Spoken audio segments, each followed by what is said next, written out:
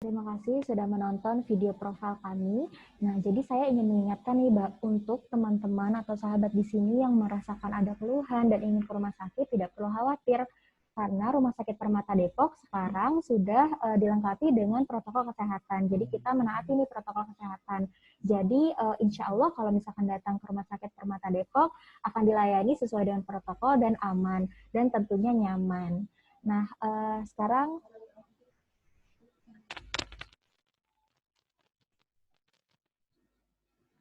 sekarang izinkan saya membacakan secara lebih lengkap CV dari Dr. Deksa. Dr. Deksa Medika Hartanto, dokter spesialis penyakit dalam, saat ini tinggal di Surabaya, adalah dokter yang merupakan lulusan dari Universitas Airlangga pada tahun 2018 untuk spesialis penyakit dalamnya, dan lulus pada tahun 2011 untuk kedokteran umumnya. Nah, Dokter Desa ini selain menjadi edukator di Instagram, dari akun platformnya sendiri, Dokter Desa juga merupakan founder dari @jaga_igd. Nah, mungkin teman-teman juga tahu akun Instagram Pandemic Talks. Nah, itu juga salah satunya yang berkontribusi di sana adalah Dokter Desa. Selanjutnya,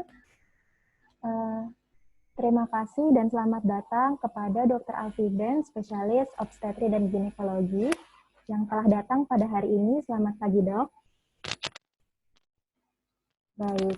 Nah, selanjutnya langsung saja tanpa mengulur waktu lama lagi, kami persilakan Dr. Deksa untuk melakukan presentasi atas materi hari ini, diskusi tentang serba-serbi vaksin COVID-19.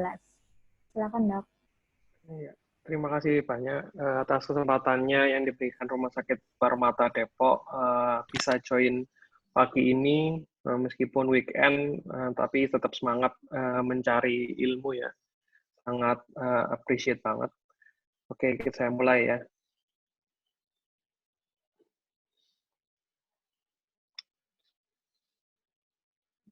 Baik, karena topik pagi ini yang diberikan mengenai serba-serbi vaksin COVID-19, jadi mungkin saya nanti menjelaskan secara detail bagaimana sih cara kerja vaksin itu sebenarnya, terlepas dari banyaknya berita di sana yang menyebutkan bahwa vaksin itu berbahaya, vaksin itu bisa menyebabkan kematian, vaksin itu disebabkan dipasangi chip dan kawan-kawan. Jadi nanti mau saya terangkan lebih lanjut. Jadi perkenalkan, nama saya Dr. Deksa Medika Hartanto. Jadi saya sehari-hari staf pengajar di Rumah Sakit Dr. Sutomo Surabaya dan staf pengajar Universitas Airlangga. Saya juga aktif yang sudah disebutkan tadi, aktif melakukan edukasi di Instagram, salah satu founder dari media sosial kesehatan untuk dokter jaga IGD dan koordinator medis dari Pandemic Talks. Jadi sebelum saya masuk lebih jauh tentang vaksin, alangkah lebih baiknya jika kita tahu COVID-19 itu apa sih, kenapa kok sampai dibuatkan vaksin. Jadi asal mula virus ini tuh asalnya itu dari sejak tahun 1960-an itu sudah ada sebenarnya coronavirus. Jadi namun coronavirus yang membuka mata kita bahwa virus ini tuh berbahaya itu mulai sejak tahun 2002, yaitu kita menemukan namanya SARS di dataran Cina dan Hong Kong. Ini sempat ramai dan menjadi endemis di daerah sana. Ramai diperbincangkan akan menjadi pandemi, namun virus SARS ini tidak sampai menjadi pandemi, hanya endemi dan berhasil diatasi oleh pemerintah Cina dan Hong Kong kala itu. Kemudian kita beranjak pada tahun 2012, 10 tahun semenjak SARS, muncul MERS, asal yang sama, coronavirus. Jadi MERS ini juga digadang-gadang menjadi pandemi di Timur Tengah waktu itu kasusnya. Kalau ada teman-teman di sini yang pernah mau rencana atau sudah pernah umroh pada tahun 2012 pasti tahu tentang berita ini, dan kita kalau mau berangkat ke sana juga ada penambahan flu shot atau vaksin flu. Tapi ini juga tidak menjadi pandemi, tapi hanya menjadi endemis di daerah Timur Tengah sana. Berhasil diatasi, kemudian hilang begitu saja. Dua kandidat coronavirus yang kadang-kadang menjadi pandemi ini juga sempat dilakukan pengujian terhadap vaksin. Namun karena penyakitnya hilang sendiri, maka atau berhasil diatasi oleh pemerintah sana, maka vaksin SARS dan vaksin MERS ini tidak sampai ada. Jadi stop penelitiannya. Semua dua hal ini ditularkan melalui satu curiganya memang berasal dari kelelawar. Ini menginfeksi unta, satu menginfeksi sifat, sehingga terjadi mutasi virus, dan akhirnya menjadi penyakit zoonotik atau penyakit yang ditularkan dari hewan. Nah, ini 10 tahun jedanya, setelah jeda dari MERS ke 2019, 2012 ke 2019, jeda 7 tahun, timbullah di akhir 2019 timbullah penyakit SARS-CoV-2. Kita sangat kecolongan banget ya. Kita pikir ini seperti SARS atau MERS yang akan lenyap begitu saja, yang akan harapannya tidak mungkin menjadi pandemi. Dan kita lupa bahwa kita tidak belajar dari perjalanan SARS dan MERS. Penyakit ini sama ditularkan oleh coronavirus awalnya, tapi beda materi genetiknya. Sehingga ini curiganya ditularkan melalui ular, kelelawar, dan civet juga, dan ditularkan melalui manusia. Asalnya dari Wuhan, dan ternyata kita benar-benar kecolongan, seluruh dunia benar-benar kecolongan bahwa ternyata akhirnya menjadi pandemi. Kita tidak belajar betul bahwa SARS dan MERS ini menjadi bakal calon pandemi, tapi kita tidak belajar, kita menganggap remeh, dan akhirnya kebetulan terjadilah pandemi itu. Kalau kita lihat SARS ke MERS 10 tahun, MERS ke SARS 7 tahun, 2019 ke 2008 lagi akan muncul varian dari coronavirus yang lain yang lebih berbahaya, kita juga masih belum tahu. Oleh karena itu, mungkin pandemi ini bisa menjadi pelajaran berharga untuk kita, agar kita tidak meremehkan suatu virus atau suatu nanti ke depannya mungkin bakteri, mungkin penyakit-penyakit mikroorganisme yang lain, kita tidak boleh meremehkan. Jadi itu sih. Apa itu COVID-19? Sebenarnya penyakit ini penyakit yang disebabkan oleh virus SARS-CoV-2. Sebetulnya dapat sembuh sendiri, tapi yang ditakutkan itu bukan masalah yang ditakutkan itu bukan masalah, oh ini bakal sembuh sendiri, oh ini nggak perlu dikhawatirkan terlalu berlebihan. Ternyata enggak.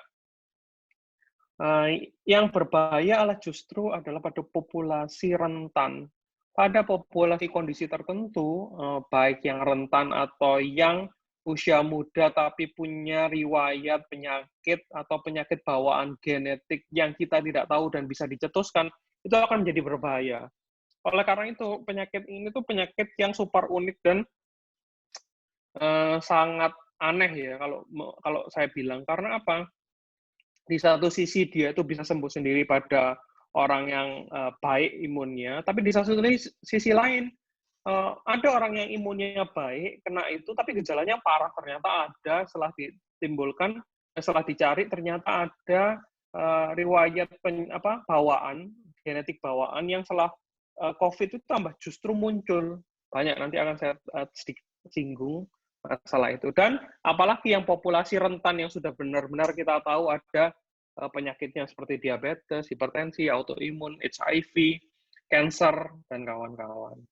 Jadi penyakit ini menyerang semua usia, mudah menular, dan dapat menimbulkan komplikasi berat. Jadi yang ditakutkan bukan COVID-19 itu bisa sembuh sendiri, karena narasi itu bisa berbahaya. Kalau misalnya kita anggap COVID-19 bisa sembuh sendiri, kita tidak perlu takut dong harusnya. Tapi karena banyaknya timbul korban jiwa yang ada, narasi itu harusnya kita kikis sedikit demi sedikit, dan lebih ke arah COVID-19 itu wajib kita waspadai. Itu lebih aware, tapi tidak terlalu bikin stres juga.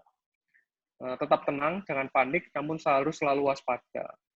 Pakai masker dimanapun Anda berada ya. Ingat 3M, sekarang menjadi 5M, memakai masker, mencuci tangan, menjaga jarak, menjauhi kerumunan, dan satu lagi saya lupa. 3T dan ventilasi berisi sejarah. 3T itu testing, tracing, dan treatment.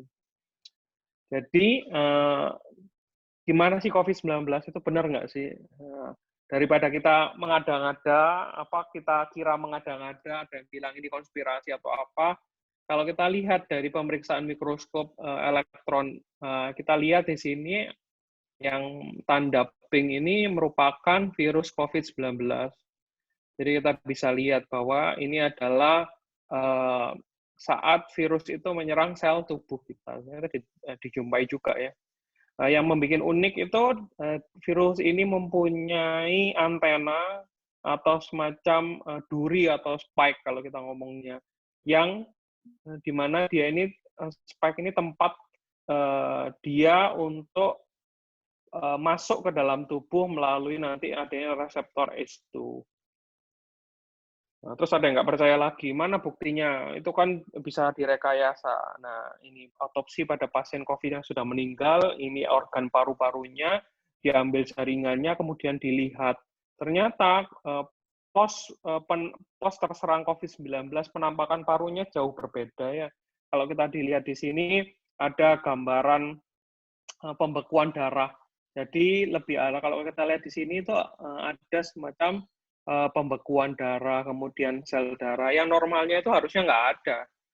Tapi karena di sini, karena memang salah satu gejala klinisnya itu memang D-dimernya naik atau gampang terjadi pembekuan darah, maka kalau terjadi pembekuan darah, menghambat sirkulasi yang ada di daerah organ paru, sehingga menghambat terjadinya pertukaran oksigen dan karbon dioksida, yang mana gampang banget kalau misalnya itu terjadi gagal nafas pada kondisi yang lebih berat. Lalu bagaimana COVID bisa menginfeksi kita? Jadi pada dasarnya saat virus itu masuk, kan virus ini ditularkan melalui droplet, mikrodroplet, dicurigai suatu airborne juga pada kondisi ruangan tertutup dan air conditioner. Jadi saat dia masuk, virus itu masuk menginfeksi sel paru, virus ini masuk melalui reseptor ACE2, ini sel paru ya, ini virusnya, masuk, kemudian virus ini masuk, kemudian mengeluarkan materi genetiknya ini yang akan membajak sel paru ini. Normalnya sel paru akan memproduksi suatu protein dan suatu materi untuk berhubungan komunikasi satu sama lainnya dengan sel paru yang lainnya. Tapi ini dibajak sel si COVID-19, sehingga tujuannya apa membajak? Tujuannya agar sel paru ini membantu virusnya untuk memperbanyak diri. Jadi setelah dibajak, kemudian sel paru justru membantu sel COVID-19 ini untuk memproduksi virus-virus baru. Nah, virus-virus baru yang sudah dirilis ini nanti akan menginfeksi sel paru yang lainnya. Begitu seterusnya. Lalu apa gejala COVID? Nah, gejala COVID mungkin sudah banyak juga dibahas ya. Jadi gejala ringannya mulai demam, batuk, nyeri tenggorokan, gangguan penciuman, lemas, letih, lesu, nyeri kepala, nyeri otot. Nah, kalau gejala sedang biasanya sudah ditandai dengan infeksi paru atau pneumonia ringan. Kalau sudah gejala berat, nah ini biasanya ada tanda-tanda kegagalan sistem organ. Jadi frekuensi nafasnya lebih dari 30, kadang langsung terjadi gagal nafas. Kemudian saturasi oksigennya di bawah 95 atau 90, yang lebih berat lagi. Lalu jika ada gejala ini, sebaiknya segera ke dokter, karena biarkan dokter yang menentukan diagnosisnya. Karena apa? Karena untuk dapat menegakkan diagnosis COVID itu diperlukan beberapa tahapan, riwayat penyakit, kemudian gejala, kemudian pemeriksaan fisik, kadang disertai dengan pemeriksaan penunjang, yang biasanya kita sebut nanti ada pemeriksaan PCR, antigen, untuk membantu menegakkan diagnosis. Nah, kalau sudah diperiksa, misalnya dokter sudah menyarankan PCR, pemeriksaan PCR-nya positif, nah itu sebaiknya melakukan isolasi mandiri jika memang baik. Lalu bagaimana jika sudah positif? Ini 5 langkahnya, khusus untuk yang tanpa gejala atau gejala ringan. Sebaiknya ke dokter dulu, tanya ke dokter, dok, saya boleh isolasi mandiri di rumah atau saya harus ke rumah sakit? Kalau sudah dokter memberikan saran, segera isolasi di rumah karena ini belum membutuhkan perawatan lebih lanjut di rumah sakit, ya udah pastikan di rumah aja, pakai kamar sendiri, terapkan protokol kesehatan. Usahakan jangan bertemu dengan anggota keluarga yang lain. Langkah kedua, cek gejala COVID-nya. Secara berkala, evaluasi setiap pagi itu nafasnya gimana, berapa menit, kemudian nadinya berapa kali per menit, suhunya berapa, dicatat, kemudian keluhannya juga dicatat tiap pagi. Begitu ada keluhan yang memberat, seperti sesak nafas, nyeri dada, kemudian linglung, sulit bangun, kemudian muka membiru, segera dibawa ke rumah sakit. Nah, langkah ketiga, selalu pakai masker yang benar. Hindari penggunaan peralatan rumah secara bersama-sama. Harus lebih disiplin lagi ya. Langkah keempat, usahakan selalu terhubung dengan fasilitas kesehatannya. Laporkan kondisi kesehatan Anda kepada petugas kesehatan. Nah, jika terjadi perburukan, nah segera. Jadi catat nomor telepon, misalnya puskesmas, fasilitas kesehatan tingkat 1, atau rumah sakit yang sudah menjadi langganan saat kontrol, nah itu bisa dicatat sehingga saat terjadi sesuatu kita bisa telepon dan minta arahan. Jika memang berat bisa telepon ambulannya. Kemudian langkah 5, tunggu waktu selesai isolasi. Jika tanpa gejala, 10 hari setelah swab PCR boleh tanpa harus melakukan retesting ulang, boleh selesai isolasi mandiri. Kalau dengan gejala, 10 hari sejak gejala, plus bebas gejala minimal 3 hari. Dan dari WHO dan Kemenkes, tidak perlu testing ulang jika sudah menyelesaikan isolasi mandiri dengan benar. Ini kriteria selesai isolasi yang saya terangkan tadi. Sebenarnya sama sih, tanpa gejala ringan atau gejala sedang ini, sebenarnya kalau sudah 10 hari, kemudian 3 hari bebas gejala, sudah selesai. Namun, untuk gejala ringan, gejala sedang, jika dokter mengisyaratkan atau menyarankan untuk melakukan retesting ulang, tetap yang menentukan adalah dokter. Kapan sebaiknya dilakukan retesting? Mungkin pertimbangan dokter, misal, tidak bebas gejala, misalnya pada yang anosmia atau apa, atau misalnya dia kok masih batuk, masih sesek, lah mungkin dokter menyarankan untuk testing ulang. Jadi tidak semua mutlak semua harus testing, karena WHO dan CDC juga sudah menyarankan tidak perlu testing asal sudah memenuhi kaidah ini. Untuk yang gejala berat sebaiknya 1 kali PCR negatif, kemudian 3 hari plus 3 hari bebas gejala. Nah ini penentuan retesting atau testing ulang swab PCR itu sebaiknya mengikuti saran dokter. Jangan memutuskan sendiri, saya tak PCR sendiri atau apa, karena misal banyak contoh kasus di masyarakat itu dia sudah tanpa gejala, sudah menyelesaikan isolasi mandiri 14 hari. Terus dia kekeh pengen tes PCR. Oh ternyata positif, terus diulangi lagi PCR-nya seminggu lagi positif, sampai ada yang sampai kasusnya 3 bulan. Dan itu akan mengeluarkan biaya banyak banget. Dan kasihan juga sih di kala krisis yang sekarang ini, pandemi ini, harus mengeluarkan uangnya lebih banyak, kan kasihan emang. Kecuali memang ada indikasi atau saran dari dokter. Nah, lalu setelah COVID-19 tetap merasa ada keluhan, ya ini yang dinamakan dengan long COVID. Saya sebagai penyintas masih merasakan long COVID ini, saya sering merasa sesak. Kalau misalnya habis olahraga, yang dulunya saya nggak sesak, jadi sekarang itu kalau misalnya olahraga berat sedikit, gampang ngos-ngosan banget. Jadi ini gejalanya itu long COVID itu bisa harian, mingguan, bulanan.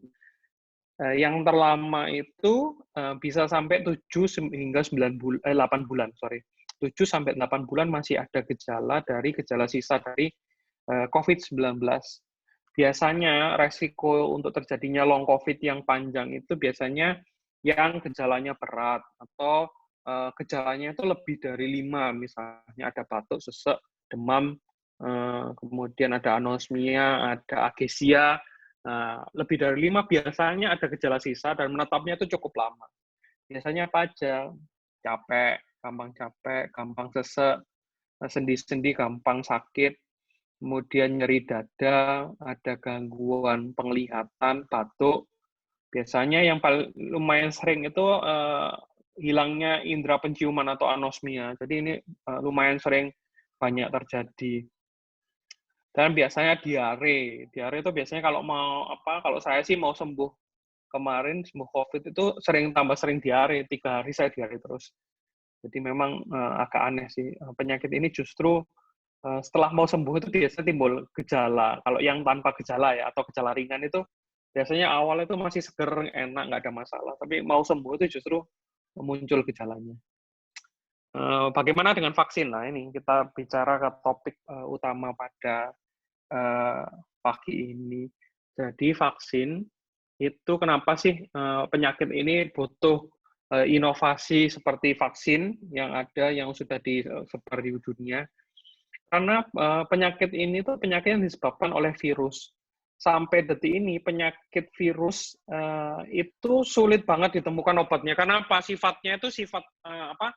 Dia ini pendek, cepat, dan nggak lama. Tapi untuk COVID ada pengecualian, ternyata dia bisa bertahan hingga 14 dan menyebabkan gejala yang lebih berat lagi. Jadi orang berlomba-lomba untuk membuat vaksin. Di samping itu, sampai sekarang belum ada satupun obat, utamanya untuk yang kasus sedang dan berat, itu yang cukup efektif untuk COVID-19. Obat yang ada sampai saat ini itu kebanyakan hanya memperpendek masa perawatan di rumah sakit atau memperpendek masa keluhannya. Tapi tidak ada yang benar-benar mengobati secara direct gitu. Kan kita sudah menjalankan 5M ya, 3T dan iman imun aman ya kata pemerintah. Kita memakai masker sudah, menjaga jarak sudah, mencuci tangan sudah, kita sudah mungkin testing, tracing, treatment-nya meskipun belum optimal, tapi kan sudah, at least sudah dilakukan. Lalu apa ikhtiar kita selanjutnya, yaitu vaksin sih. Jadi sebenarnya penting nggak sih vaksin COVID-19 itu? Kalau saya ilustrasikan, kita ini prajurit yang sedang bertempur dengan si COVID-19. Kalau idealnya orang yang akan bertempur, kita akan mempersenjatai diri kita. Kalau saya gambarkan di sini dengan pedang, kemudian dengan baju anti peluru dan tameng. Anggaplah pedang dan baju anti peluru ini ikhtiar 3M, 3T yang kita lakukan. Kita memakai masker itu ibaratnya kita memakai baju tempur ya. Terus kemudian mencuci tangan itu kita ibaratnya pedang, memakai pedang dan menjaga jarak dengan baik itu kita ibaratkan dengan pedang dan baju tempur. Dan tameng ini saya ibaratkan dengan vaksin karena apa? Jadi ibaratnya musuh ini si COVID ini pegang senjata. Kalau dia tanpa baju tempur, tanpa senjata, tanpa tameng, dia pakai senjata, waktu ditembak, kena kita, itu luka yang ditimbulkan dari tembakan ini akan berat banget toh. Nggak ada apa-apa. Jadi kalau misalnya dia kena organ vital, ya udah langsung mati. Atau kalau misalnya dia kena kaki, dia berdarah hebat. Tapi coba kalau kita misalnya pakai baju tempur, mungkin kita tetap akan kena tembakan ini, tapi kita dapat mengurangi luka yang ada. Jadi luka yang ada itu meskipun kita juga terkena tembakan, kita terluka, tapi derajat keparahan lukanya itu lebih ringan daripada kita tidak tanpa menggunakan apa-apa. Nah, kalau misalnya kita tambah lagi dengan tameng, waktu ditembakkan, peluru itu akan masuk ke tameng dulu. Kemudian kalau tameng tembus, masuk ke baju tempur. Baju tempur tembus ke kita. Tapi derajat luka yang ditimbulkan itu mungkin nggak terlalu parah dibanding kita tidak pakai tameng, nggak pakai baju tempur. Jadi penting nggak sih vaksin? Kalau menurut ilustrasi ini, penting banget kan ya. Jadi memang itu sih yang utama kenapa ikhtiar kita vaksin itu COVID-19 itu penting, yaitu ikhtiarnya untuk membentengi dan menambah lapisan kita agar tidak terkena COVID-19 yang bergejala atau berkomplikasi hingga menyebabkan kematian. Lalu banyak yang skeptis atau banyak yang tidak percaya bahwa vaksin ini bisa, tapi kita ambil contoh kasus ke belakang, apakah ada riwayat vaksin yang benar-benar mampu menurunkan suatu penyakit atau suatu pandemi atau endemi. Jadi dulu sempat kalau misalnya tahun 70-80 itu campak itu sangat mengerikan ya, karena pada kondisi orang-orang tertentu itu juga bisa menyebabkan kematian juga. Jadi pada tahun 80-an itu kasusnya tinggi. Dan pada saat itu juga mulai ditemukan vaksin campak. Vaksin campak ini dilambangkan dengan cakupan garis biru. Kita lihat jumlah kasus campak dari tahun ke tahun menurun seiring dengan peningkatan cakupan dari vaksin campak itu. Sehingga di sini sampai tahun 2002 kondisinya jauh banget turunnya. Dan itu kita lakukan secara bertahap dan tidak secara masif ya, karena memang campak kan tidak sampai terjadi yang pandemik seperti sekarang. Jadi mungkin itu yang agak lambat. Tapi mungkin ke depannya kita bisa dengan cepat menurunkan pandemi ini dengan meningkatkan cakupan yang masif, cakupan yang serentak terhadap virus vaksin COVID-19. Kita mungkin akan mewujudkan keimpian kita, harapan kita bahwa pandemi akan segera usai, mungkin. Terus apakah ada contoh lain seperti polio? Nah, polio ini juga dulu kalau kita kena polio, orang-orang yang kena polio udah pada bingung karena bisa menyebabkan kecacatan dan apa. Tapi semenjak sudah ada vaksin polio, itu kasusnya juga hampir turun dan hampir sekarang tuh jarang banget dan tidak ada kecuali di pelosok-pelosok itu yang memang belum terpapar dengan edukasi dan teknologi kesehatan. Jadi, Dok, ada yang tanya juga sering ini, vaksin COVID kok cepat banget sih dikembangkan? Kenapa kok vaksin-vaksin lainnya itu nggak ada yang benar? Kenapa kok tiba-tiba ini? Jangan-jangan konspirasi ya, Dok? Orang polio aja butuh waktu 60 tahun untuk mengembangkan vaksin. Terus Ebola, SARS-CoV-1, MERS sampai sekarang belum ada vaksinnya. Kenapa kok SARS-CoV-2 kurang dari 1 tahun sudah ada vaksin? Jadi dulu, ya ini lagi-lagi urgensi dan tingkat keparahan suatu pandemi itu kan dilihat apakah dia itu berdampak pada sosial, politik, budaya.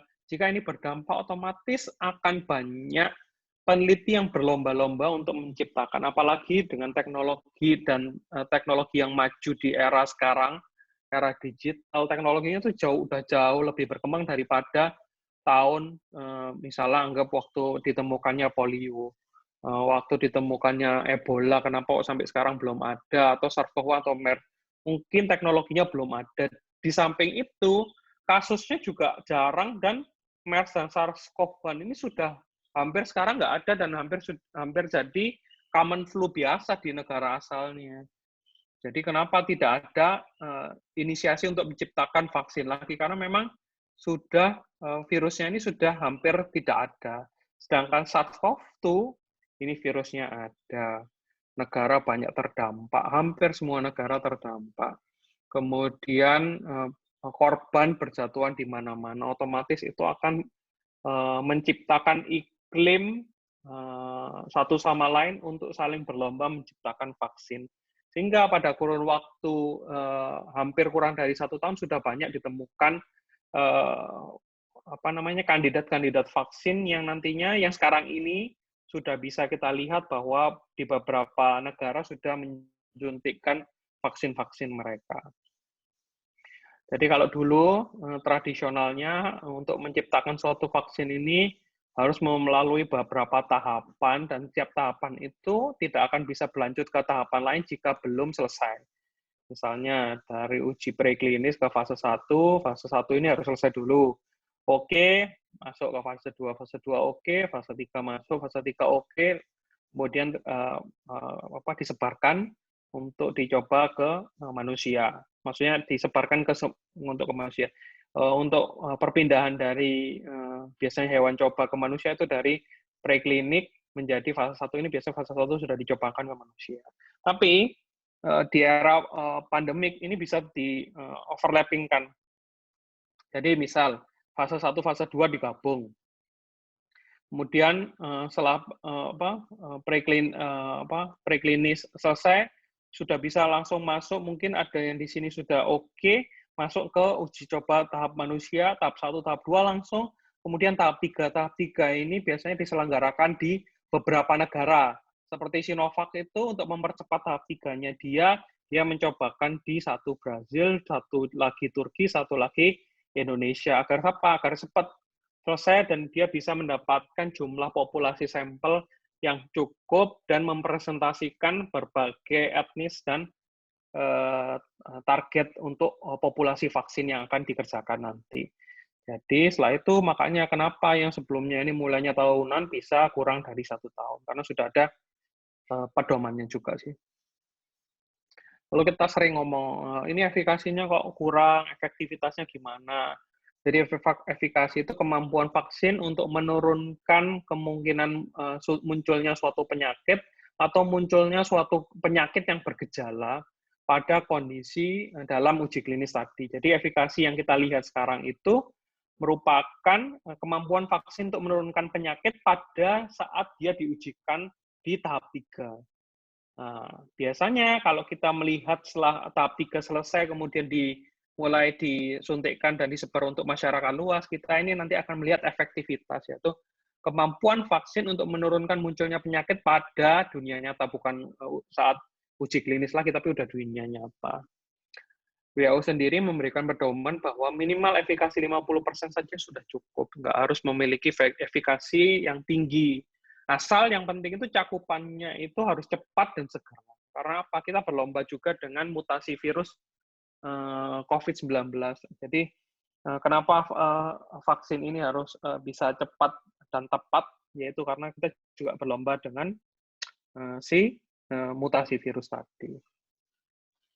Lalu saya tekankan lagi, kenapa sih penting? Jadi kalau kita lihat ilustrasi populasi yang belum divaksin ini ibaratnya orang yang terinfeksi COVID ya. Ini nggak ada vaksin, atau orang sekitarnya mungkin sudah pernah kena COVID, tapi yang ringan, jadi gejala antibodinya tuh cepat turun, sehingga saya hitemin ya. Begitu ada dia itu kena COVID, 1 orang, waktu dia terinfeksi, semua bakal kena 1, 2, 3, 4, 5, 6, 7, 8. Jadi penyebarannya cepat, semua hampir kena. Nah, mungkin orang yang kena ini mungkin sistem imunnya kuat atau berhasil mengatasi dengan baik. Tapi ada beberapa orang yang tidak kuat, akhirnya kena. Lalu bagaimana dengan ini? Jadi yang divaksin misal, cuma 2 orang, yang lainnya menolak karena yaitu takut atau kurangnya informasi, atau dia ini menolak vaksin karena teori konspirasi dan kawan-kawan. Apa yang ditakutkan? Ya tetap banyak korban, banyak orang yang terinfeksi COVID-19. Lalu yang vaksin ya terlindungi, tapi mungkin dia akan kena dari mana? Kenanya dari sini, atau vaksin ini memang menurut waktu dia sebetulnya kena, tapi dia tidak sampai bergejala. Kalau dia tidak vaksin, mungkin dia yang termasuk yang bergejala ringan, sedang, berat. Tapi karena dia kena vaksin, dia mampu terhindar dari COVID-19 yang bergejala. Namun dia bisa kena COVID-19 yang berat dari mana? Mungkin saat terjadi persebaran, terjadi mutasi virus COVID yang baru, seperti kayak contoh di Afrika Selatan, di Inggris, yang beberapa vaksin itu ternyata studi terbaru itu sudah tidak mempan lagi. Namun jangan khawatir, dok, apakah sampai saat ini vaksin yang kita berikan mempan? Menurut informasi masih mempan ya. Jadi kita bersyukur Sinovac ini ternyata cukup ampuh melawan mutasi dari Afrika Selatan dan dari Inggris. Tapi kita masih tunggu penelitian lebih lanjut. Jadi ini masih preliminary juga. Jadi kita sebaiknya gimana? Ya semakin cepat vaksin semakin baik, semakin banyak yang divaksin semakin baik juga, karena kita tidak memberikan nafas virus untuk berkembang dan menciptakan mutasi-mutasi yang lebih bahaya lagi. Jadi tetap bahaya ya kalau misalnya sebagian kecil divaksin. Tapi kalau sebagian besar divaksin, jika satu sakit, meskipun nanti ada 1 orang, 2 orang yang tidak divaksin, di sekitarnya sudah divaksin, nah ini akan menimbulkan suatu yang kita namakan kalau misalnya itu herd immunity. Jadi semakin banyak yang divaksin, orang juga akan semakin banyak yang terlindungi. Jadi kalau suatu kena nggak akan menimbulkan menekan penularan ke yang lainnya yang jauh gitu. Jadi semakin besar cakupan vaksin, semakin cepat vaksin itu kita bisa mengeliminasi atau mengurangi terjadinya COVID-19. Dok, katanya vaksin itu setelah vaksin itu kita masih bisa kena. Ya memang, kita masih bisa kena COVID, tapi kita menghindari resiko untuk yang bergejala ringan, sedang, atau berat. Oleh karena itu tetap menggunakan masker meskipun setelah vaksin. Jadi ilustrasi di sini itu, at least kita tidak bergejala atau kita mampu menurunkan resiko untuk terjadinya penularan. Kalau bergejala batuk, itu kan gampang banget untuk menularkan mikrodroplet, gampang mengeluarkan droplet juga. Tapi kalau kita tidak bergejala, kita mampu meminimalisir resiko terjadinya COVID-19 yang bergejala, maka kita menurunkan, at least menurunkan penularan secara direct ya. Kita tidak batuk, mungkin kalau omongan masih bisa, makanya itu tetap menggunakan masker.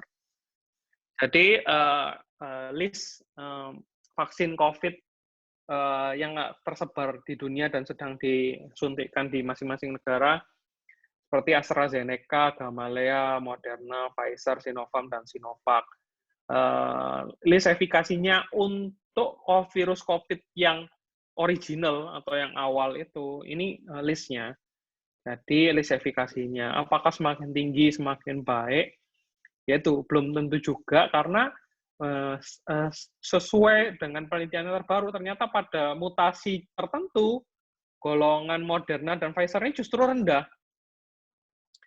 Jadi ada positif negatifnya ya. Jadi kita harus pintar, kita harus selalu update ilmu lah ya, karena agar kita tahu bagaimana yang baik dan tidak. Jadi yang terpenting adalah efikasi minimal 50% itu sudah kita kantongi untuk vaksin Sinovac. Lalu gimana sih cara kerja vaksin COVID-19? Jadi vaksin yang disuntikkan ini vaksin mati ya, jadi bukan vaksin hidup yang dilemahkan. Jadi setelah masuk, vaksin ini atau virus yang sudah mati ini akan dikenali oleh tentara kita. Jadi tentara kita nanti akan membawa si virus ini ke dalam markasnya dia. Di dalam markas, dia ini tentara tubuh akan belajar. Oh, kelemahannya ini. Oh, titik tangkapnya ini. Oh, ternyata virus ini tuh masuknya lewat sini. Oke. Karena tentaranya udah siap, begitu dia ada virus hidup masuk, tentara ini dengan gampangnya men-take down atau mengalahkan virus COVID-19, karena dia udah tahu, oh ini bagian yang paling lemah di sini, aku nembak nanti di bagian sini. Jadi kayak ibaratnya main zombie ya, kalau zombie itu ditembak di kepala langsung mati. Kalau kita nggak mempelajari dengan baik, kita mungkin nembak di tangan, nembak di badan, tapi zombinya tuh nggak mati-mati. Jadi ibaratnya gitu sih ilustrasinya ya. Jadi panduan vaksin Sinovac, ini saya ambil dari BPOM. Jadi vaksin Sinovac adalah virus yang dimatikan ya, bukan virus hidup. Tujuannya apa? Untuk membentuk kekebalan tubuh terhadap virus SARS-CoV-2 sehingga dapat mencegah atau mengurangi resiko terkena COVID-19. Nah, ini rekomendasi terbaru. Jika punya riwayat reaksi alergi berupa anafilaksis, punya riwayat autoimun seperti lupus, Sjögren syndrome, rheumatoid arthritis atau vaskulitis, atau saat mau vaksin ada batuk, flu, pilek, nah sebaiknya jangan dulu, beritahukan ke petugas. Terus jika dalam kondisi riwayat pengobatan TBC, pastikan OAT untuk pertama kali itu diminum minimal 2 minggu dulu. Setelah 2 minggu diminum baru boleh vaksin. Terus jika ada riwayat atau sedang menderita kanker darah, kanker tumor padat, kelainan darah, ada gangguan pembekuan darah, talasemia, hemofili, sebaiknya ditunda dulu sampai ada penelitian lebih lanjut. Atau menggunakan terapi imunosupresan seperti steroid, kemudian IVIG, sitostatika, dan radioterapi. Mungkin ada beberapa orang yang setelah sembuh COVID, dia tuh habis mendapatkan terapi IVIG atau golongan imunosupresan yang lainnya. Apakah boleh vaksin? Boleh, asal minimal sudah sembuh dan minimal 3 bulan setelah pemakaian imunosupresan terakhir, seperti IVIG atau golongan IL-6 yang rame itu ya. Kemudian punya penyakit kronis, PPOK, asma, penyakit jantung, penyakit metabolik, hipertensi, penyakit ginjal, yang sedang dalam kondisi akut atau yang belum terkendali, sebaiknya tidak. Tujuannya satu, lebih ke arah antibodi yang ditimbulkan saat kondisi penyakit kronis itu belum stabil baik, itu rendah ya. Jadi antibodi yang dihasilkan itu rendah, tidak seperti orang yang sehat atau orang yang punya penyakit kronis, tapi dia ini kontrol rutin dan kondisinya penyakitnya itu terkontrol dengan baik. Itu beda.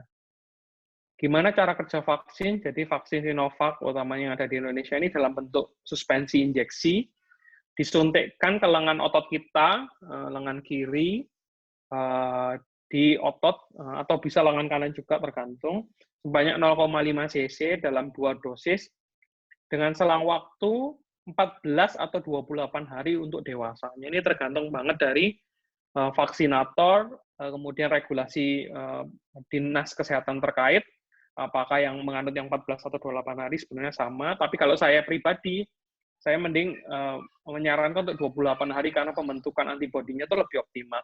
Tapi ini sama-sama bisa membentuk antibodi, jadi nggak usah khawatir.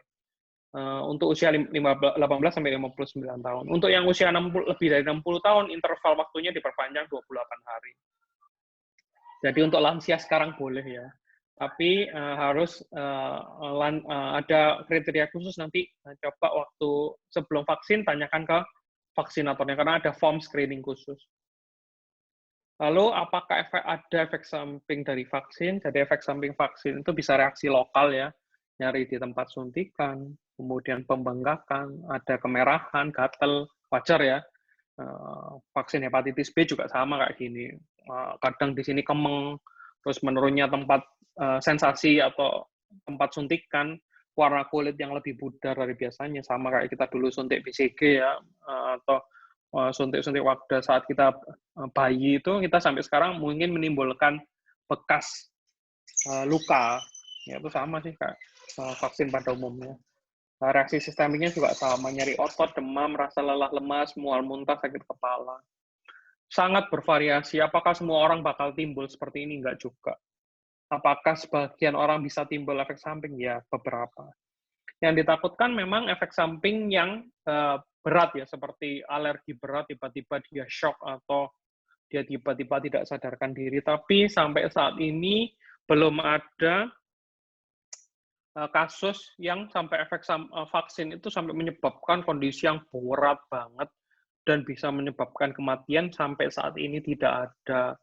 Jadi khusus untuk vaksin Sinovac juga sudah sampai saat ini belum ada. Justru yang ada itu yang berat seperti reaksi alergi itu justru yang vaksinnya Pfizer atau Moderna kalau nggak salah. Itu sampai menimbulkan dia tuh shock. Jadi untuk yang Sinovac untuk saat ini belum ada. Dan asal yang terpenting nggak perlu takut berlebihan, karena apa? Yang terpenting adalah vaksinator atau tempat vaksin itu siap dalam kondisi dia ada efek samping, itu sih yang paling penting. Jadi kalau misalnya ke suatu tempat vaksinasi, pastikan tanya apakah ada tempat atau kalau misalnya terjadi kondisi efek samping dari vaksin. Jadi harus siap. Jadi kita tidak memungkiri bakal ada efek samping berat, tapi kita harus siap, itu yang utamanya. Dan jangan takut, karena setiap tindakan pengobatan itu kita harus timbang risk and benefit-nya. Kalau benefit-nya ternyata lebih banyak, ya kenapa tidak? Karena semua tindakan medis itu pasti ada resikonya. Bahkan untuk infus saja biasanya ada yang sampai menyebabkan kematian juga ada. Karena ya memang tiap orang kan beda-beda. Tapi resikonya itu kecil banget. Jadi nggak perlu khawatir. Vaksin yang ini kan ada berita di masyarakat bahwa vaksin COVID itu menyebabkan COVID-19. Dok, setelah saya vaksin ini, apa saya mungkin nggak timbul suatu COVID-19? Untuk vaksin, saya jawab tidak, karena vaksin yang bisa menimbulkan infeksi itu kalau dia ini vaksin hidup. Sampai saat ini, vaksin COVID yang beredar di dunia itu tidak ada yang menggunakan sumber vaksin hidup. Jadi nggak usah khawatir setelah vaksin nggak perlu cek PCR kecuali jika ada riwayat kontak erat dengan pasien COVID. Yang mana yang menginfeksi adalah si pasien COVID-19 itu sendiri, atau ada gejala dari COVID-19 itu ya wajib PCR, meskipun setelah vaksin, karena tidak serta-merta dia langsung akan menimbulkan kekebalan. Jadi vaksin COVID tidak menyebabkan COVID. Vaksin COVID tidak menyebabkan PCR positif. Yang mungkin nanti positif adalah antibodi. Jadi nanti mungkin bisa, dan itu salah satu indikator yang baik kalau sampai antibodinya positif, dan kalau dilihat titernya itu di atas 20, yang mana dia sudah bisa tandanya memberikan efek protektif atau perlindungan. Ada yang di atas 80, 100, ada yang 250 kemarin teman-teman saya ngecek antibodinya itu setelah vaksin, ada yang di atas 250. Ini protektif sekali, jadi mungkin bisa mengurangi banget resiko untuk terjadinya COVID yang bergejala hingga komplikasi yang berat. Jadi perlu nggak sih kita khawatir dan takut terhadap COVID? Jadi mungkin saya lambangkan antara prajurit yang nggak siap tempur dan prajurit yang siap tempur. Jadi kalau kita mau tadi ke medan perang, kita juga harus full dong senjatanya, rompi anti pelurunya, kita di briefing oleh komandan kita, situasi di medan perang gimana, sudah diberitahu kelemahan musuh gimana, kemudian kita diberikan strategi untuk menang. Tapi kalau kita menjadi prajurit yang tidak siap, yaitu senjata ala kadar, nggak tahu situasi medan perang, nggak tahu musuhnya, itu akan menjadi malapetaka. Oleh karena itu, dibutuhkan partisipasi dari semua orang, masyarakat, tenaga kesehatan, pemerintah, untuk apa? Ya sama-sama kita maju, sama-sama kita pelajari COVID-19, sama-sama kita membantu edukasi ke teman-teman kita, edukasi yang benar, dan diambil dari sumber yang benar. Karena apa? Kalau misalnya kita dalam pemahaman yang sama terhadap pandemi ini, maka untuk melangkah jika ada program seperti 3M, 3T itu akan mudah. Dan kita bisa berhasil menangani pandemi dengan baik. Apakah sudah ada negara yang berhasil menangani pandemi yang baik? Banyak. Apa strategi yang digunakan? Sama yang kayak kita, tapi karena kita tidak menjalankan dengan baik, ya kita akhirnya jebol sendiri. Yaitu Taiwan, Australia, kemudian Vietnam, negara terdekat kita, Singapura, itu sudah bisa membantu mengendalikan COVID-19. Hong Kong, China, itu negara asal dari COVID itu dia sudah bisa mengendalikan pandemi ini. Apakah kita tidak ingin seperti itu? Tentu ingin kan. Jadi mungkin kita tiru aja deh, nggak perlu ribet-ribet amat. Jadi terima kasih, feel free untuk follow kalau misalnya punya Instagram, saya ada di @drdeksa. Kalau mau tanya-tanya boleh, tapi mungkin agak lama karena banyak banget DM atau direct message yang masuk. Yang terpenting adalah kunci keberhasilan pandemi ini adalah teamwork. Mungkin itu. Terima kasih. Terima kasih banyak Dr. Deksa. Wah, ternyata materinya banyak banget nih. Maksudnya udah komprehensif banget dari awalnya COVID itu gimana, kemudian perkembangan vaksin juga dari zaman dulu sampai sekarang dan cara-caranya gimana. Ini tadi sempat dijelasin juga tuh dari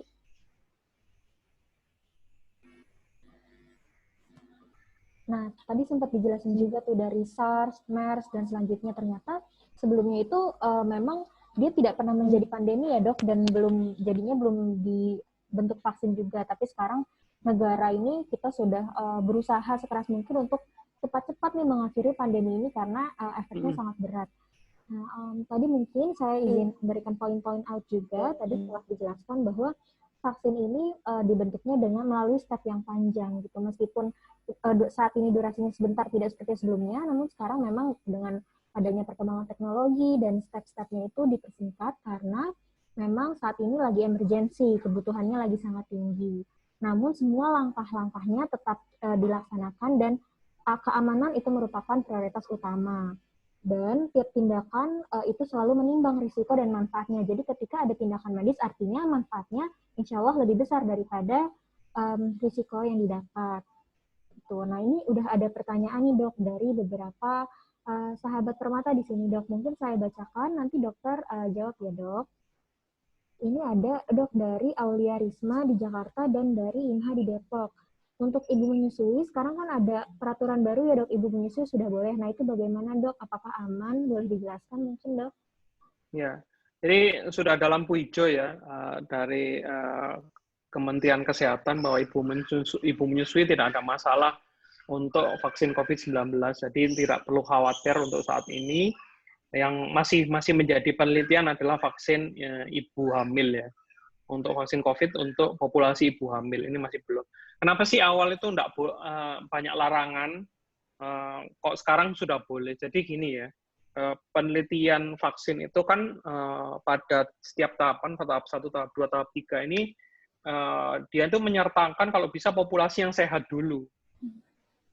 Jadi yang disertakan itu populasi yang sehat. Jadi setelah muncul izin penggunaan darurat, itu yang diutamakan ya yang sehat dulu. Karena apa? Yang sudah terbukti tidak ada masalah keamanan terhadap vaksin ini. Terus setelah sudah aman, baru deh mulai dilakukan penelitian untuk yang populasi khusus, seperti lansia, ibu menyusui, mungkin ibu hamil nantinya, anak-anak yang sekarang udah mulai penelitiannya. Jadi tujuannya apa? Kok nggak langsung aja sih semua? Tujuannya gini, agar untuk membangun rasa kepercayaan masyarakat terhadap vaksin. Kalau misalnya sekarang tanpa regulasi, disebar begitu aja, begitu ada efek samping berat dan menimbulkan informasi yang tidak benar, hoax di mana-mana, itu akan mengurangi partisipasi masyarakat untuk melakukan vaksin. Oleh karena itu, mungkin informasinya akan bertahap. Oh ini boleh, oh ini boleh, oh nantinya oh boleh semua. Nah mungkin akan seperti itu nantinya. Tapi ya itu tadi tujuannya pemerintah, Badan Dunia WHO untuk step by step ya itu tadi, biar timbul komunikasi dan rasa percaya dari masyarakat ke vaksin itu sendiri. Mungkin itu. Oh gitu, menarik sekali. Berarti memang sebenarnya mungkin pada akhirnya targetnya adalah seluruh orang ya dok, tapi benar-benar karena ini prioritasnya adalah keamanan, kita benar-benar dari orang yang sudah terbukti aman dulu ya dok, baru mungkin orang-orang yang memiliki risiko. Nah, ini mungkin selanjutnya dok, tadi sempat dokter bahas juga, selanjutnya ada penelitian di anak. Nah ini sahabat David bertanya dok, bagaimana dengan bayi hingga anak 18 tahun terkait vaksinnya? Ya, sampai saat ini masih dilakukan penelitian. Kita sabar dulu aja. Penelitian yang kemarin usia 13 tahun, nggak ada masalah ya yang 13 tahun. Tapi kita masih tunggu dulu, masih tunggu rekomendasi dulu. Harus sabar. Jadi yang penting yang dewasa dulu, karena COVID-19 ini sangat berdampak pada yang usia dewasa. Jadi yang bisa menimbulkan komplikasi yang gejala berat sebagian besar itu dia orang dewasa. Untuk anak jarang, meskipun ada kasusnya, tapi sangat jarang. Jadi ya bersyukurlah, karena kalau COVID-19 ini juga menyerang anak dan anak kena itu, saya nggak kebayang bagaimana kacaunya pandemi ini. Baik-baik. Jadi memang bertahap ya dok. Jadi nanti mungkin akan ada peraturannya lagi di kemudian hari. Nah, dok, ini ada pertanyaan dari Andra Wina terkait vaksin COVID untuk yang pernah COVID. Ini juga ditanya oleh Marta, penyintas COVID. Nah, bagaimana juga jika sudah pernah COVID dan penyintas COVID itu kan divaksin. Nah, kalau ternyata dia menolak, itu bagaimana dok? Apakah harus gimana?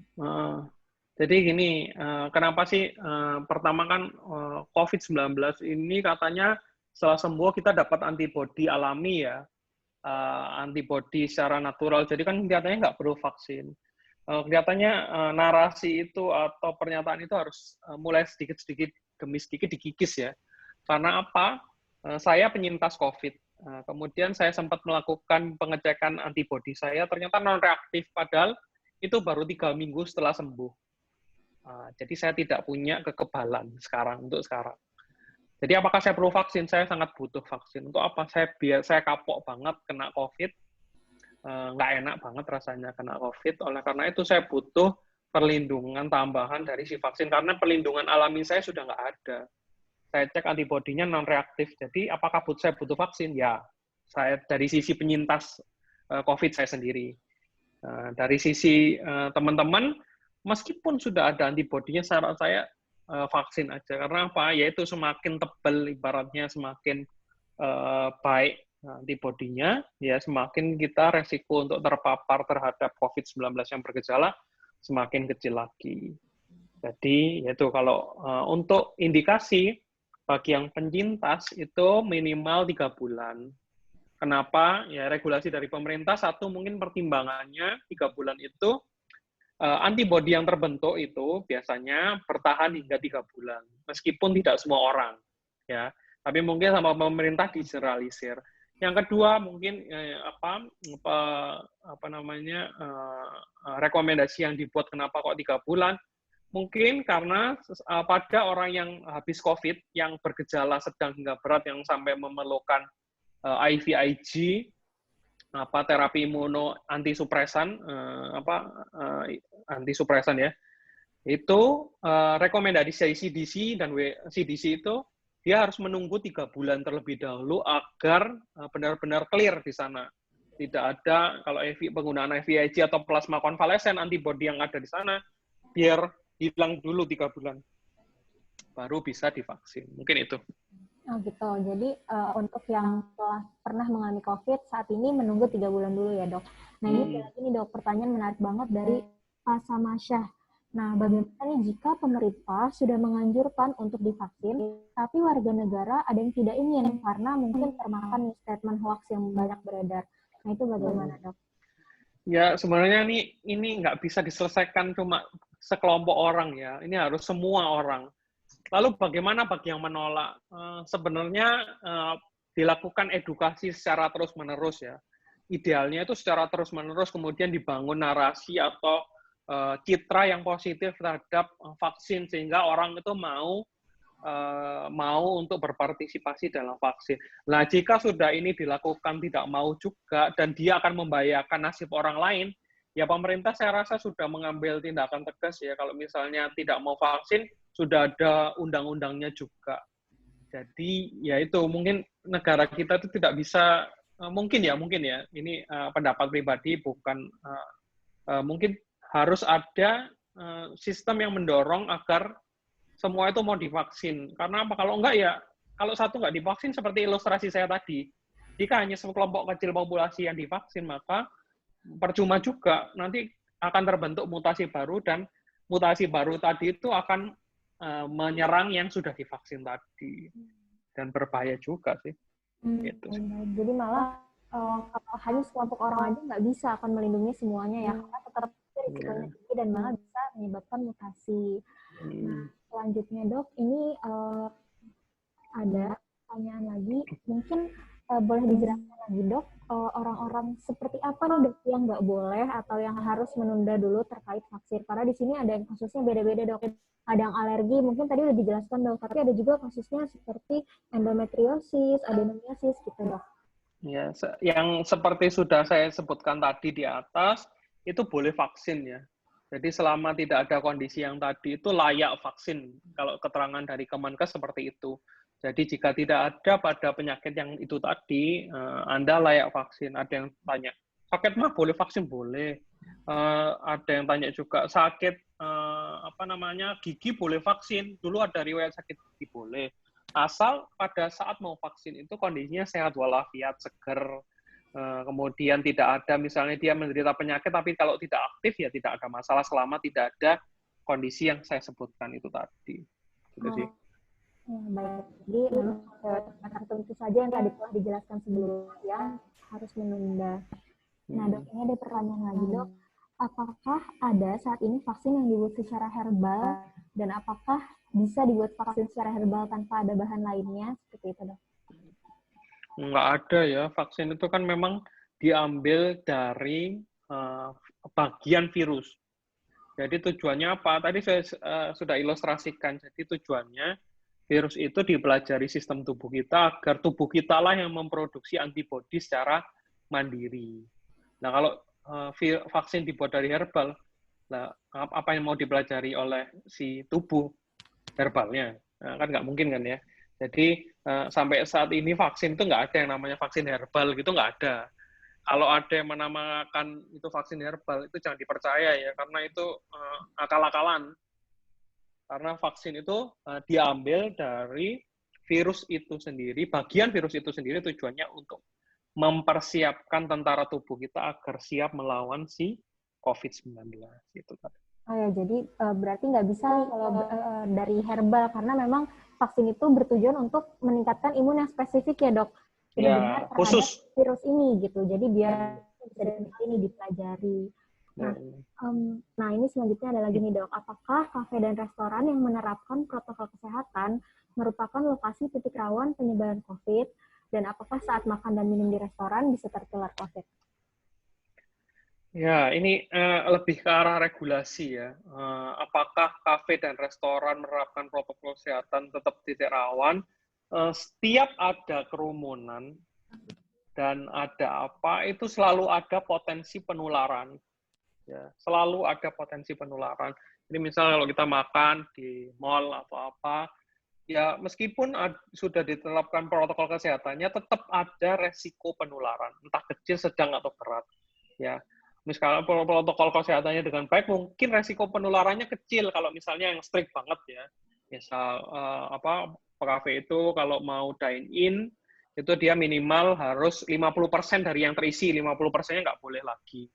Tapi saya lihat di itu memang hanya sebagai aksesoris ya, nggak benar-benar 50%, kemudian satu meja dengan meja lainnya itu tidak ada jarak, tanda X-nya itu tidak digunakan dengan maksimal, ya ditempatin, tempat untuk makan, ya itu bahaya banget sih. Tapi kalau Anda yakin bahwa dia sudah menerapkan protokol kesehatan, jarak satu meja dengan meja yang lain itu 2 meter, kemudian lebih baik udara terbuka, itu mungkin bisa jadi, tapi tetap ada risikonya ya. Saya tidak menyarankan atau tidak apa, itu kan risiko ditanggung penumpang ya. Jadi itu tadi. Ya, jadi berarti memang selain dari protokol yang sudah diterapkan, kita juga harus kritis nih melihat apakah protokol itu memang dilaksanakan atau tidak, dan kita sendiri juga harus menjaga diri. Kan tadi kalau protokol 5M-nya itu salah satunya menjauhi kerumunan dan mengurangi mobilisasi. Nah dok, ini mungkin pertanyaan terakhir dok dari Azahra di Tangsel dan tadi dari Kamila juga. Untuk ibu hamil yang terkena COVID, apakah harus isolasi di rumah sakit atau boleh isolasi mandiri di rumah? Nah, ini lebih ke arah apakah ada rencana akan dilakukan proses persalinan atau seksio sesaria sendiri untuk ibu hamilnya atau enggak? Kalau misalnya sudah ada gejala dan ini mungkin lebih tepat ke dokter spesialis obstetri dan ginekologi ya. Jadi kalau apakah ibu hamil, kalau sepengetahuan saya untuk yang tanpa gejala dan dia belum ada rencana untuk persalinan sih isolasi mandiri di rumah. Tapi kalau misalnya dia harus kontrol ke dokter kandungannya, mungkin biar dokter spesialis obstetri dan ginekologi yang lebih kompeten untuk menjawab hal ini. Oh baik dok, jadi memang tetap harus dikonsultasikan juga nih ke dokter obstetri dan ginekologinya dok. Dok mohon maaf dok, ini ada satu pertanyaan terakhir yang silakan. Ya ini terkait untuk vaksin dok, kan tadi katanya kita memang lebih baik untuk dalam keadaan sehat nih dok. Nah perlu nggak kita melakukan pemeriksaan darah untuk memastikan kita sehat? Gimana? Halo? Untuk sebelum vaksin dok, apakah perlu melakukan pemeriksaan darah untuk memastikan agar diri kita sehat? Pemeriksaan darah apa ini? Kalau di sini hanya pemeriksaan lab saja sih dok, tidak dijelaskan isinya. Ya. Jadi kalau sebenarnya gini ya, jadi kita itu dari awal ini sistem kesehatan dan perilaku kesehatan kita ini kurang baik dan kurang ideal ya. Idealnya itu kalau misalnya dia dulunya ada penderita diabetes, dia jarang kontrol atau apa, menganggap diabetesnya ini adalah penyakit diabetes aja atau penyakit hipertensi. Dia nggak pernah rutin kontrol, tiba-tiba itu baru Anda itu harus memeriksakan diri ya, tapi bukan karena indikasi COVID-19 atau mau vaksin, tapi lebih ke arah kondisi pengen sehat dan bisa mengontrol penyakitnya dengan baik. Ya, kita akhirnya tahu setelah ditetapkannya aturan vaksin seperti ini, orang itu baru berbondong-bondong ke rumah sakit untuk memeriksakan diri. Padahal hasilnya ya itu kebalik-balik apa persepsinya yang ada. Tapi apakah orang yang sebelum vaksin idealnya ke rumah sakit atau enggak, selama tidak ada penyakit penyerta, penyakit kronis atau apa, kondisinya sehat, tidak ada keluhan, dia tidak perlu mengecekkan diri sendiri atau tidak perlu sampai harus swab PCR atau apa. Karena ya itu tadi, asal kondisinya benar-benar sehat, tidak ada keluhan dan memenuhi indikasi untuk dilakukan vaksin, tidak perlu. Tapi kalau misalnya sudah ada punya penyakit kronis yang saya sebutkan tadi, yang harus diberitahukan kepada vaksinator, sebaiknya dicek dulu. Dan kontrol ke dokter ya. Jadi jangan hanya ngecek sendiri, nggak dikonsulkan ke dokter, nah itu salah juga. Nah, baik. Jadi memang harus sesuai kondisi juga dan tadi kontrol ke dokter juga. Dok, ada satu pertanyaan lagi, Dok. Ini terkait penularan COVID untuk dari ibu yang sedang menyusui ke anaknya. Apakah mungkin dia menularkan COVID melalui ASI, Dok? Bagaimana pencegahannya agar anak tidak terkena COVID, Dok?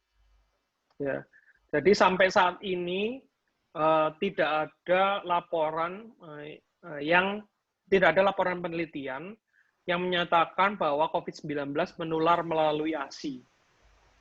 Jadi sampai saat ini tidak ada. Jadi tidak perlu khawatir anak Anda akan tertular atau tidak. Sampai saat ini tidak ada resiko penularan ke arah sana. Yang terpenting saat menyusui tetap menggunakan masker, kemudian mencuci tangan sebelum memegang bayi dengan baik, itu boleh sih. Orang COVID menyusui itu sesuai dengan rekomendasi dari CDC dan WHO tidak ada masalah untuk menyusui. Jadi tidak ada masalah. Ya, baik. Terima kasih banyak dokter atas materinya dan atas jawaban-jawaban dari pertanyaan dari sahabat-sahabat yang tadi udah bertanya banyak sekali. Nah, materinya ini juga tadi udah lengkap banget, Dok. Ini mungkin videonya nanti bisa dilihat lagi, Dok, nanti oleh sahabat-sahabat yang mungkin belum lihat. Nah, sekali lagi kami berterima kasih banyak, Dok, atas kesediaannya untuk memberikan waktu dan memberikan waktunya di sini, Dok. Setelah ini untuk sahabat, kita masih akan ada kuis nih. Jadi, kuisnya berhadiah. Jadi, bagi teman-teman yang ingin ikut kuisnya, jangan dulu pergi. Silahkan di-rename dulu namanya menjadi nama _domisili. Nah, Dokter Desa apabila ada keperluan lain, boleh silahkan meninggalkan. Ya. Mohon izin, terima kasih Rumah Sakit Permata Depok atas kesempatan diberikan. Semoga memberikan manfaat dan bisa menjadi insight atau tambahan informasi baru untuk teman-teman sekalian. Mohon izin saya pamit. Wassalamualaikum warahmatullahi wabarakatuh. Terima kasih banyak. Terima kasih banyak, Dokter.